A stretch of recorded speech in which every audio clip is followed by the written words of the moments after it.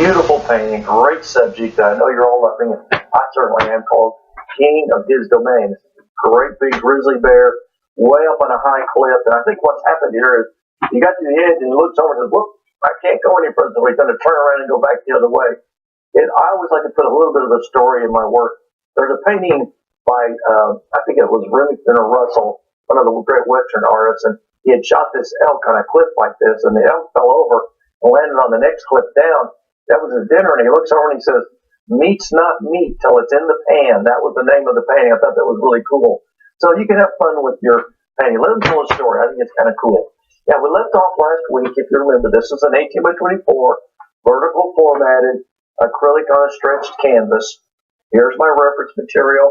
This is the grizzly bear that I've chosen to use. This was taken actually in a wildlife preserve. And then here's a black and white version of it. Sometimes I'll do that just so I can see the contrast to give form and shape. I like these pile of logs here. That looks more real natural. So I'm going to do a similar thing here. So here's my little sketch. Between lessons, I went ahead and did some preliminary work so I can show you what I've done. Number one, I've sketched in an old dead pine tree here. It goes way down in the valley. So you'll know that also adds a little depth as well as an ice topper. Probably lay in a couple of boulders, some brush over here in the corner. We'll lay these logs in here like he's standing in front of or behind. I'm thinking about the edge of a large dead tree here for two reasons. That's the very edge of the forest before you got to the cliff. So we have to kind of tell that story, give it a little bit of indication, and then let your viewer's mind do the rest. And then, of course, the grizzly bear is laid out right here, which I love this. And then these trees help bring a little bit more depth in the painting. And you can kind of touch it up however you want to. You can put a distant eagle or an osprey or something flying in there if you want to. But anyway, let's get the rest of the landscape stuff in here right quick. I think we'll start with some of this debris. And we call it debris, or that's what I call it. I'm going to go to my number 6 bristle brush. And we're going to start blocking in the rocks and the log piles and the things like that. Hopefully we can get most of that under control today. The next week we'll do the bear and finish that. So now we just take the blue and the brown, maybe a little purple. Now we're forward, so your values are darker, a little bit of white, but not too much. It may be too much. Yeah, go a little bit darker than that. Doesn't take much white to change these values. Let's get this, yeah. Now we're going to paint quickly and loose, as you know. That's the rule here. Maybe a smaller rock right there. Some up in here. Now I know this sounds crazy, but you guys saw how this painting started. It was rough and loose and kind of ugly. And as they develop, they just get better. There'll just be little chunks of rocks out here, and there'll be some brush. Now, these little logs and things, all you do there is just make these little lines, and I'll show you. They're just little piles of logs. And then when you highlight them, that's when you form them. So you just make dark strokes. See how goofy this looks? I know you got to be scratching your head for sure now. But most of you do. I hear that a lot. And I didn't know how you were going to ever get out of that mess. It was so messy when you started. And then all of a sudden, boom, it looked like something.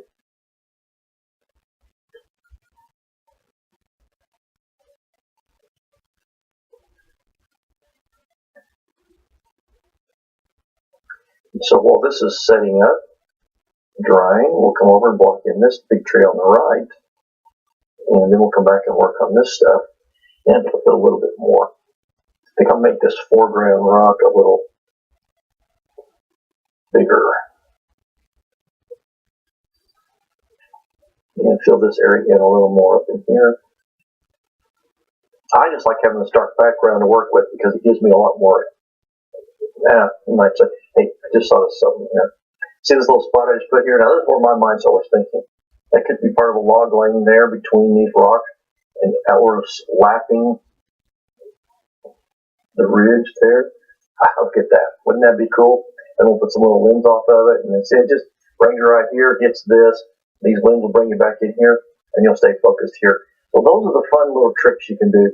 Now, while this is drying, let's go here to this guy.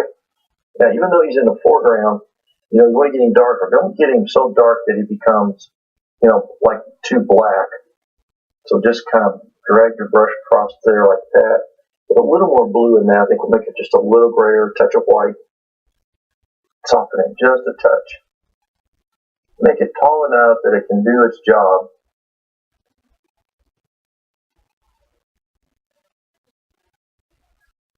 And remember, it goes all the way off the canvas because it's going way down in the valleys. These trees, 50, 60, 70, 80 feet tall, I mean, are massive. Now, I'm going to go ahead and take my, gotta find it, my script brush. And one of the things you'll want to know about this is you're not going to do as many tree limbs in this case, so that's good news for some of you, because when I pull up my script brush, almost everybody agonizes, including our camera people, because it's hard to keep up with. You just take the blue and the brown. I'm going to go ahead and put some of the limbs on this so I can have it. I can see my movement of the eye flow. So say up here, oops, a little too dark.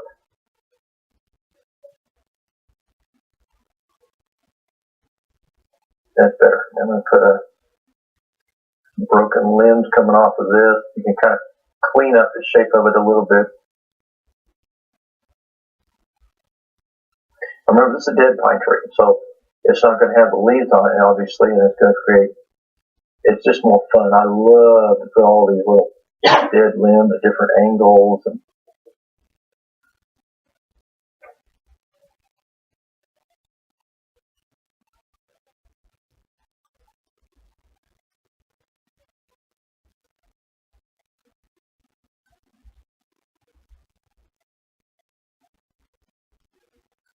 isn't that fun? Make a couple go all the way off. These trees, if you ever look at them up close, especially when they haven't been dead too long, have a lot of stuff on them, and they're really fun. I don't know how, again, one of those things only an artist can get excited about something like this. But I've had the great fortune of being able to go through Yellowstone once or twice a year for the last 10 or 15 years. And, it's just amazing places. I found some of my own little spots. There's one spot where there's a tree like this and has a big osprey nest in it. And every year, it's about the same time that I go through there, there's an osprey in there with the babies. And I sit there for sometimes 2 or 3 hours. And it's just before you enter the park. And I get a kick. I've been there for years. I mean, every year I go up there at the same time of the year, the same osprey, and it's just amazing to see how consistent they are, bringing back the fish, because ospreys are fish eaters. They're the streams and rivers, and that's how they feed their babies with little pieces of fish. Now this is the log that's fallen. We'll go ahead and bring it out a little bit. Maybe put a limb or two on it.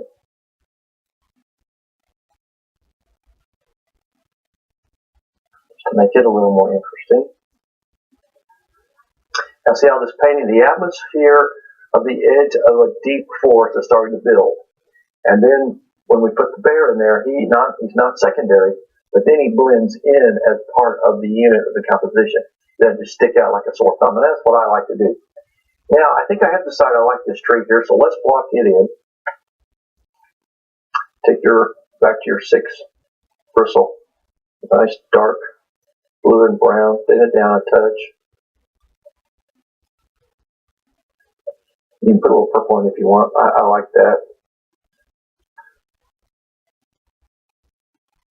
Sometimes it's dangerous to put something this straight on the edge of your canvas, but in this case, because we need an eye stopper and I need the edge of the forest to be identified, I think it's a good thing to have. And so you just kind of put it in there, just give it a slight lean. Obviously, if you frame this, unless you're using a gallery wrap, you won't see the edge of it, but put that there, and then you can bring the limbs out and in. Now watch how this stuff just creates this little bit of a canopy. So then you just take it back to your script brush again. Now you kind of be a little more specific. These are closer up. But notice what they do, they'll bring your eye right back in. That's why I'm doing this. Then, of course, we'll put the bark on this tree, both of those trees.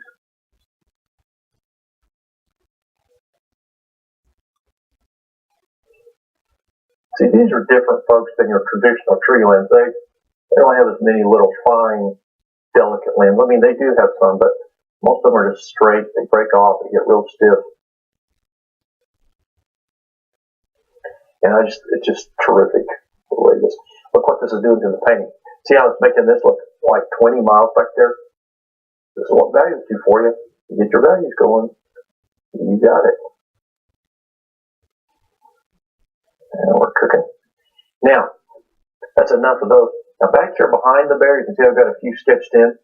Well, obviously it's the edge of the forest. You're going to have them back there too, but they'll be a little grayer. So put a little more white in the mixture. Thin it down. Let's see. Let's get this back here. Let's put a few back here, just a little. Take ones that are sticking out from behind.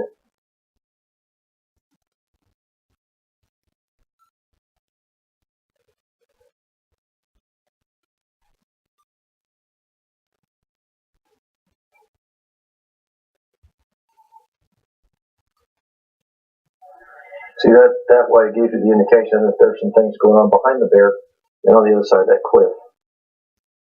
It's all back to the same thing, folks, of making sure that you get your viewer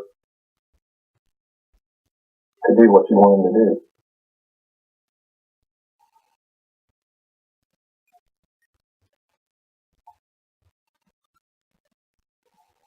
I've decided to leave that one off there. Maybe a little tip of one right there. And I'll probably put one behind him.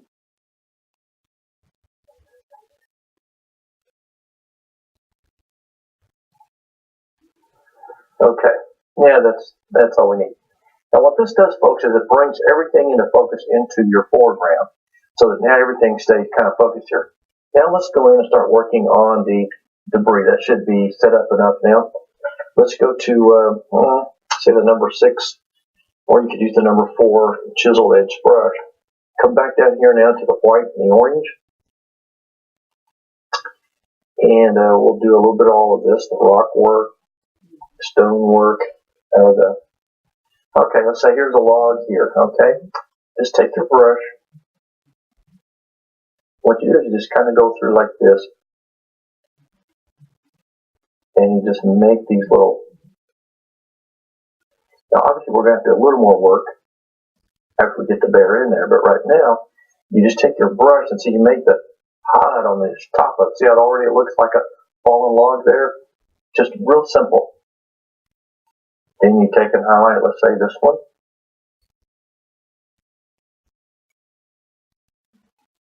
Put a finger and slightly blur it.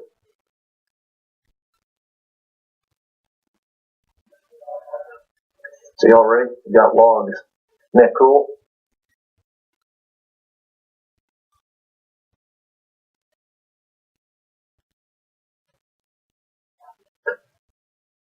This one a little brighter. This one.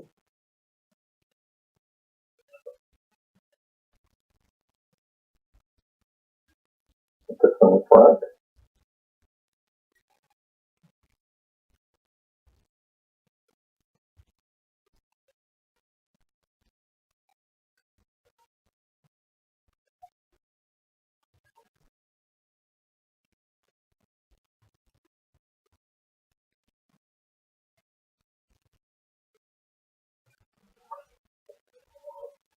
It's rare for me not to be saying anything, folks, but I'm having so much fun doing this. This is fascinating to watch a pile of nothing turn into something. See, all of a sudden you've got piles of sticks and logs that you never knew were there when you just saw that smudge. Let's go down here and highlight this little guy.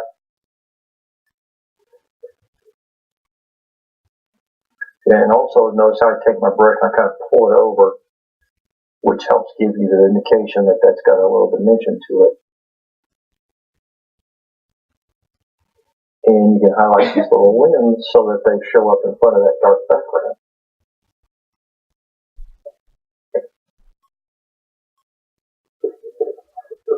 Come back in here in this pile of rocks here.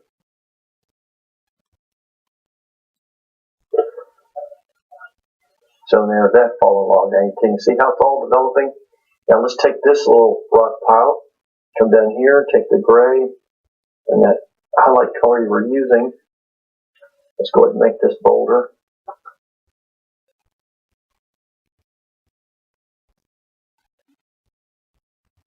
We'll just make it over to this. Put another one down here.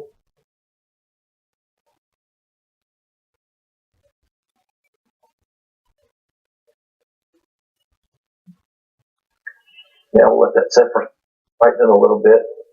Take a little white, a little orange.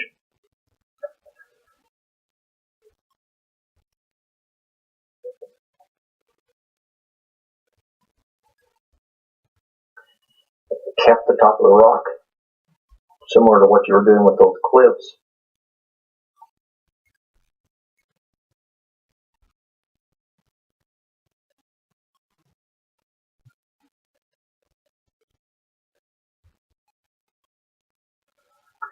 Then on the back side of that rock, put some other color, like a little more blue, maybe a little purple. Just add a little bit of color to it besides just the dark gray. It's not quite strong enough. I like this little bit of a purple blue tone on the back side of it.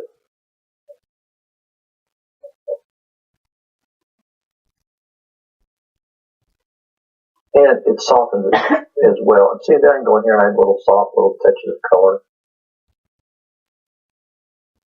So when you think of painting, a lot of people that are not artists, they think of, well, everything has a certain color scheme, and well, it does, but sky is not always blue, water's not always blue, rocks aren't always gray, bark on a tree is not always brown, and so you have to be very open-minded about how you do this kind of thing, or you'll lose sight of the responsibility of an artist is to create suggestions of things, let your viewer do the rest. Well, don't get carried away with everything looking so pristine. Now, also, I'm going to have some brush.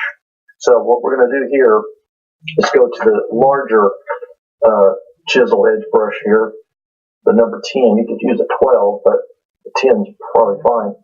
Take the hooker's green, a little purple.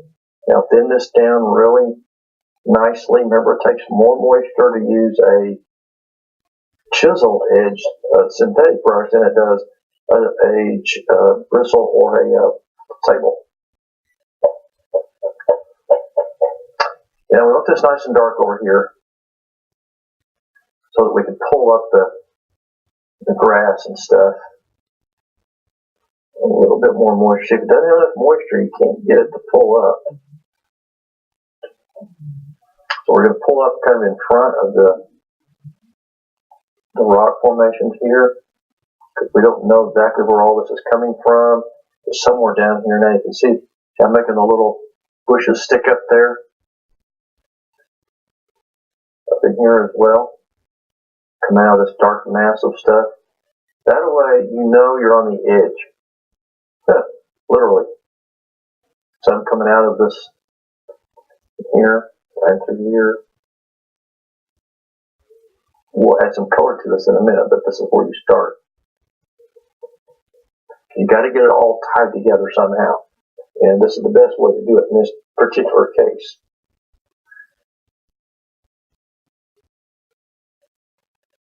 Now once you kind of get some of this brush in here, then you can come in there and start adding some lighter values to kind of make it look a little more dimensional. For instance, I can take a little bit of this yellow-green, a little bit of white, or even a little yellow. And see how I make a much lighter version, pretty much of that same color. So you can make this almost any season at this point. But now, see, I can come in here and test this off real quick. Yeah. So come in here now, so I can flip up some contrasting green ones. So now the painting takes on a little bit more life with some color.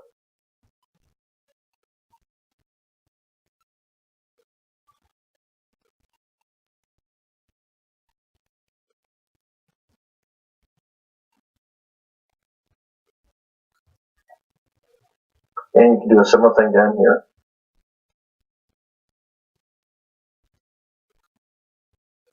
Over here. It's really, I think I'll put another little rock right there. So let's go back to, let's say the number 4 bristle brush. A little white with a touch of orange in it.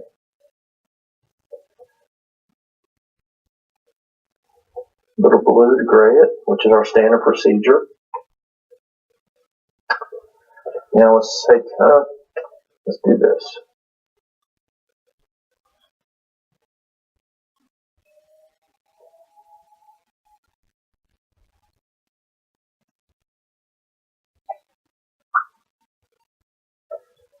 Kind of like it's kind of embedded back in there in the brush.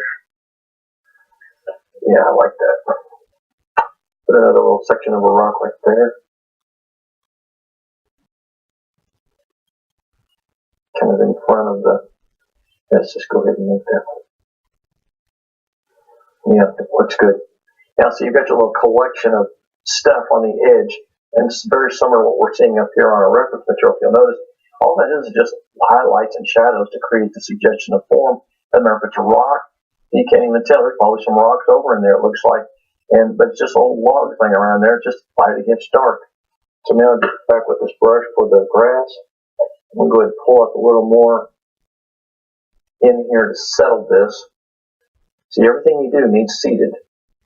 So if you add more grass, more logs, more whatever, can make some darker values of this grass.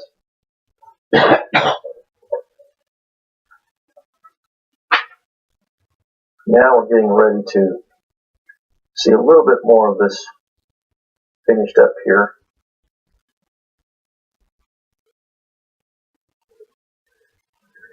You could have a little bit growing out of some of the little cracks and things if you wanted to. That you have a little up here. I've been up on cliffs like this, and the grasses grow up here. You don't get too many trees way up there, but that's why you have the fallen ones. They kind of lay there like that. Yeah, the more I look at this, the more I like it. It's really exciting. Of course, the bear, when he gets in there, he'll be pretty dominant because he'll be pretty dark. So right now, this is kind of dominant. However, it's time now to highlight our trunk. So before we run out of time, we'll start that. So go back to your number, 6 or the number 4 chisel edge brush. Either one's fine. Go back to the white and the orange. Pine bark has a little redder tint to it than most barks. So I would go ahead and put a little bit of orange, more orange, touch of burnt sienna. Now, let's see. I think that's dry enough. We can erase the charcoal sketch. I usually use a little damp paper towel, and those sketches come off. See, it wasn't. I guess I made a mistake.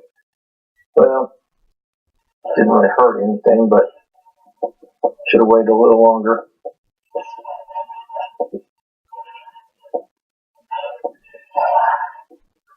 The problem with TV, everything has to be done in a little bit of a hurry. But the good news is you can take a paper towel and just wipe it off. I'm not going to create a problem I can't get out of it. Just a little frustrating sometimes. Now I got to rebuild that one little section. And that is kind of a good thing, maybe that it happens now and then here, so you guys will see that in your own painting, you're going to have problems. And learning how to get out of them is really critical. And so that's hopefully helps you. So see, all you got to do is go back and just rebuild it. No big deal.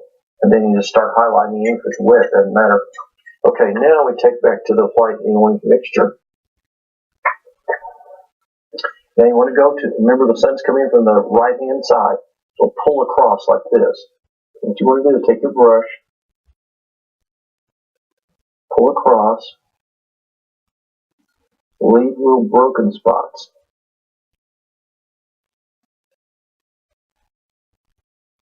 See how cool that looks? It looks just like bark. I'm going to put just a little more white in it. You're going to do both trees like this. And you kind of go out on some of the limbs that are connected. Just pull across and leave little spots, little dark areas, so it looks like where the bark is maybe peeled off, or little spaces in between the chunkiness of it. Slightly blend it. all the way up the edge of it. It's a good way also to kind of straighten out the tree, clean it up a little bit if you had any issues with it.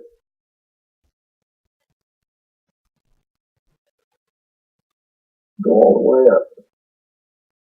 And another thing, be sure you get that highlight all the way up to the edge. Don't leave any dark or it look like you took a marker and outlined it, and you don't want that for sure. Okay, just about there.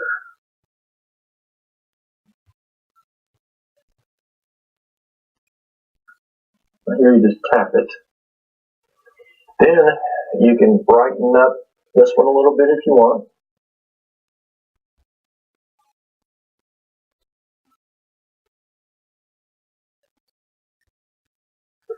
And then you go to the one on the left, and you do the same thing.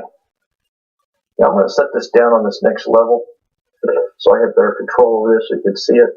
You just take your brush, you pull across, take your finger and blur it slightly. Now folks, as usual, we're about to run out of time, so this one I'm going to have to give you your little homework assignment, so to speak.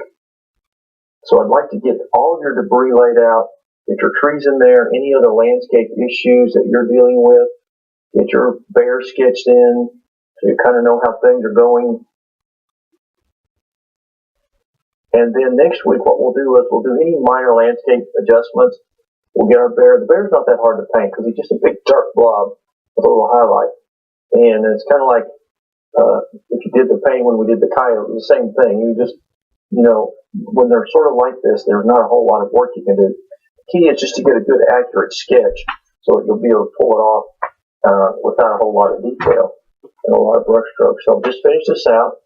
We are going to have so much fun next week, you're not going to believe it. And you're going to love this painting when it's done. And if you don't want to put the bear in there, you can put a deer or some other kind of animal, an elk. There are all kinds of animals you can, or a mountain lion. I've done them with a mountain lion before. So anyway, I can't wait. We'll finish this next week. Hope you'll be able to join us. So God bless you. Stay